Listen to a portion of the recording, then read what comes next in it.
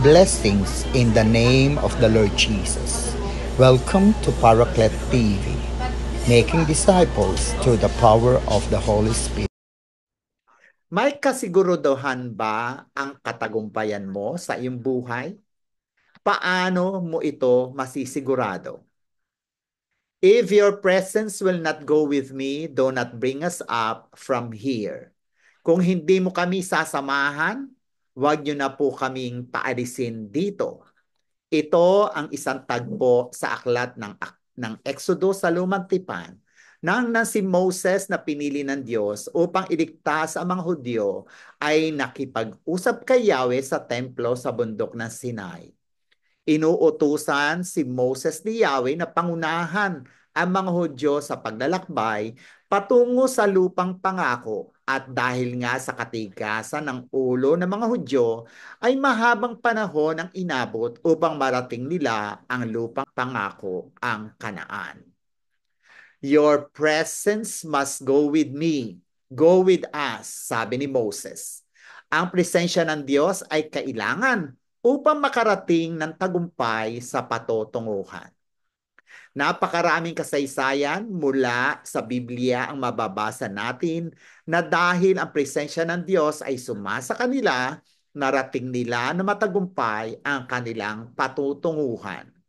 Sa aklat ng unang Samuel ay mababasang si Haring David ay nagtagumpay sa lahat ng kanyang gawain at plano dahil sumasa kanya ang Diyos. Kilala naman po natin ang si Haring David na pumalit kay Haring Saul. Pumailang lang ang pangalan at gawa ni Josue sa buong kapuluan dahil the Lord is with him. Mababasa natin ito sa Josue 6, chapter 6, at kilala naman natin si Josue, siya po ang pumalit kay Moses bilang tagapanguna sa bansang Israel.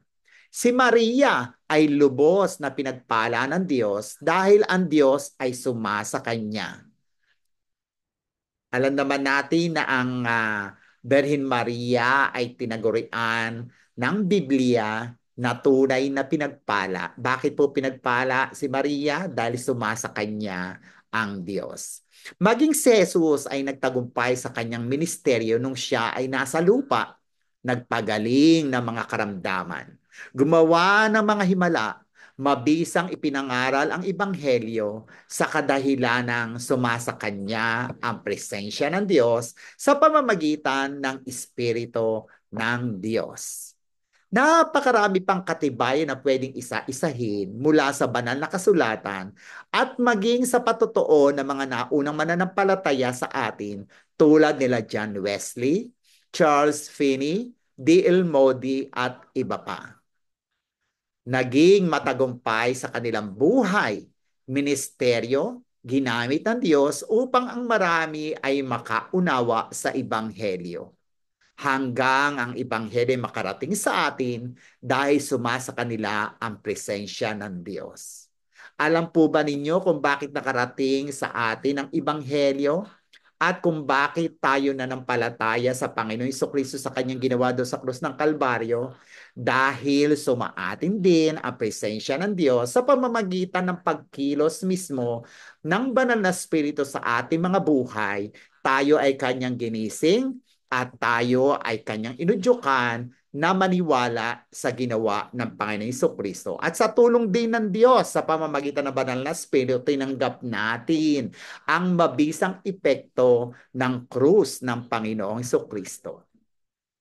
Ang sabi nga ni Timothy Keller, isang bantog na mangangaral, to stand in the presence of God, that is what the Bible or gospel is.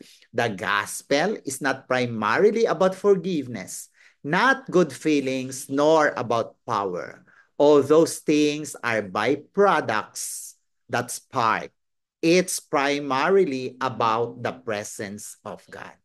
Kung nais po ng bawat isa sa atin na patuloy nating maranasan ang presensya ng Diyos, ito po ay sa pamamagitan ng salita ng Diyos. At kung kailangan natin ang ating mga mahal sa buhay, ang ating mga kaibigan, maging ang ating kapwa na nais natin na madala natin sa Panginoon, Ang presensya ng Panginoon ay isa sa kanila sa pamamagitan ng mabuting balita ng kaligtasan na si Jesus ang tagapagligtas. Sa ating buhay bilang mga mananampalataya, kalooban ng Diyos para sa kanyang ikaluluwalhati na maging masaya at matagumpay, mabunga ang ating buhay. Ang katotohanan nito, nasa atin na ang presensya ng Diyos dahil ang banal na spirito ay ginawang garantiya mismo ng Diyos upang matulungan tayong mamuhay ng mapayapa, mamuhay ng may kasiguraduhan sa buhay natin habang tayo ay naririto sa lupa. Lagi tayong maging mulat o taasan natin ang level of awareness na ang kapayapaan, tagumpay at kaluwalhatian ay mapapasa Diyos lamang, maging ang kaluwalhatian kung lagi tayong kikilos, magdedesisyon at patuloy na mamumuhay sa presensya ng Diyos.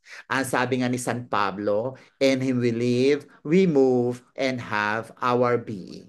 Sa pamamagitan ng presensya ng Diyos, gagalaw tayo, kikilos tayo, at mauhulma tayong katulad ng ating Panginoong Jesucristo. Tandaan, di ka dapat gumalaw kundi mo kasama ang presensya ng Diyos. God bless you. Share Jesus. Subscribe and Subscribe and share share Harapet Harapet TV. TV. Go, go, go.